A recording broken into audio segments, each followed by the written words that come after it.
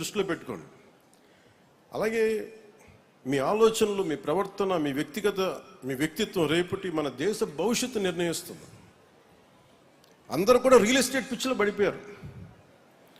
స్థలాలు ఇవ్వడం మానేసి ఉన్న స్థలాలు లాగేసుకుంటున్నారు. అందుకని మీకు ఈరోజు ప్లే గ్రౌండ్ లేదు.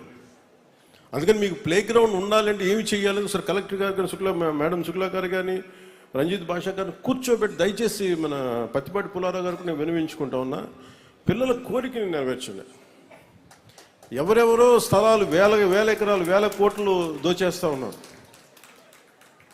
అలా కాకుండా పిల్లలకి, ఎందుకంటే వాళ్ళు పరిగెట్టాలి అంటే, వాళ్ళకి శక్తి కావాలంటే, 100 మంది పరిగెట్టాలంటే కనీసం 2 ఎకరాల స్థలం కావాలి. నారావారి పల్లిలో నేను వెళ్తే కనీసం స్కూల్ గ్రౌండ్ లేదు. అందుకని నేనే సొంత డబ్బులతో కొనిచ్చాను. సో నా దగ్గర మొత్తం ఇలా మీకు కొనిచ్చేంత శక్తి సంపద లేదు, కానీ గవర్నమెంట్ మంది కాబట్టి నేను గవర్నమెంట్ నుంచి ఒక స్థలం వెతకమన్నా. అలాగే పేషీ అధికారులకు కూడా నా విన్నపం ఏంటంటే, మనకి వచ్చి ఒకసారి పర్సీవ్ చేసి మన విద్యార్థులకి ఒక ప్లే గ్రౌండ్ ఉండేలాగా మీరు ప్రయత్నం ఒకటి చేయండి, దయచేసి ఫాలోఅప్ చేయండి.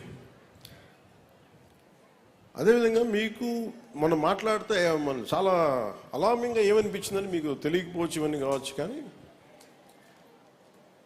ముఖ్యంగా పోలీస్ శాఖ వారికి కానీ, తల్లిదండ్రులకు కానీ, ఇక్కడ గంజాయి కనుక ఏదన్నా ఉంటే, మాదక ద్రవ్యాల బానిసలు ఎవరన్నా ఉంటే, దయచేసి అలాంటి వాళ్ళందరినీ మీరు సమాజం మీరందరూ కలిపి ఎక్కడికక్కడ వాళ్ళని మీరు అరెస్ట్ చేయించడమో, డిస్కరేజ్ చేయడమో చేయాలి.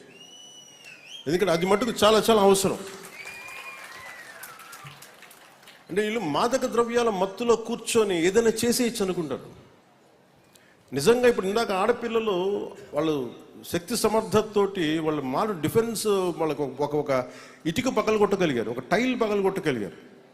అది నిజంగా కనుక అలాంటి నేర్చుకొని ఒకటి సాధించగలిగితే వచ్చే ఈ హై మీకు మొత్తం మాదక ద్రవ్యాలు ఇవ్వవు మీకు. అది ప్రతి ఒక్కరు, ఎందుకంటే మాకు భయం ఏమనిపిస్తుందంటే, పంజాబ్లో కానీ చాలా రాష్ట్రాల్లో యువత దృష్టి మళ్లించి ఇప్పుడు ఏదైనా మాట్లాడుతుంటే, నేను చాలా నగరాల్లో వీటన్ని చోట్ల ఏం మాట్లాడుతున్నారంటే అందరూ అసలు గంజాయి అనేది పెద్ద విషయం కానట్టుగా మాట్లాడుతున్నారు. నాకు అది భయం వేసిన వాళ్ళు మాటలు వింటా ఉంటాయి. అలాంటిది మన సమాజంలో, మన సగటు మధ్యతరగతి మనుషుల జీవితాల్లోకి వచ్చేసిందంటే సమాజం విచ్ఛిన్నమైపోతుంది. అందుకని దీన్ని మీరు దృష్టిలో పెట్టుకొని, గత ప్రభుత్వంలో చాలామంది మాదక ద్రవ్యాలకి పిల్లల్ని అలవాటు చేయడానికి చాక్లెట్ల రూపంలోనూ, ఈ ఐస్ ఫ్రూట్ రూపంలోనూ ఇవన్నీ సప్లై చేస్తారని విన్నాను నేను. అందుకని దీన్ని దృష్టిలో పెట్టుకొని ఎడ్యుకేషన్ డిపార్ట్మెంట్, టీచర్స్, తల్లిదండ్రులు కూడా ఈ మెగా పేరెంట్ టీచర్స్ మీటింగ్లో మీరు దయచేసి దీన్ని డిస్కస్ చేయండి. అలాంటి వాతావరణం మన చిలకలూరిపేటలో ఉంటే దాన్ని సంపూర్ణంగా వాళ్ళని తరిమి కొట్టేదాకా మీరు నడుము బిగించండి. మీ అందరూ ఇది చాలా అవసరం.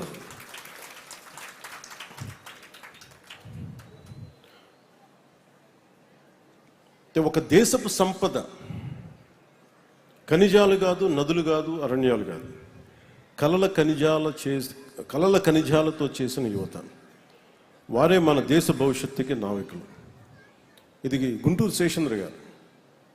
ఆయన కోసం ఆయన పుస్తకాలు చదువుతున్నప్పుడు ఎక్కడో చెరిగిపోయిన చిన్న పుస్తకం దొరికితే, అది ప్రచురణకు నోచుకోకపోతే అది తిరిగి నేను ప్రచురణ చేస్తే ఆ బుక్ దొరికితే దాంట్లో గొప్ప వాక్యాలు ఏమున్నాయంటే, భవిష్యత్తు మీ పిల్లల కోసమే ఉంది మొత్తం అంతా.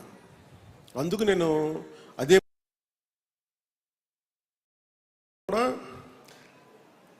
ఉన్న ఇళ్ళు కూలిపోతాయి, భూకంపాలు వస్తే ఇళ్ళు కూలిపోతాయి. ఏమి చేసినా మనం సంపాదించుకున్నది డిజిటల్ మనీ రేపొద్దున బ్యాంకులు కనుమరుగైపోవచ్చేమో, నగలు పోవచ్చేమో, కానీ ఏది పోగొట్టుకోలేదంటే మన జ్ఞానం.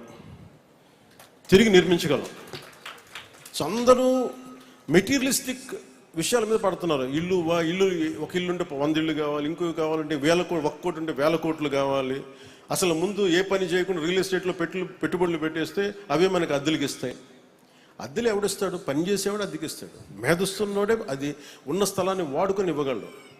ఇలాంటి పారాసైట్ మెంటాలిటీ ఎక్కువైపోయింది మనకి.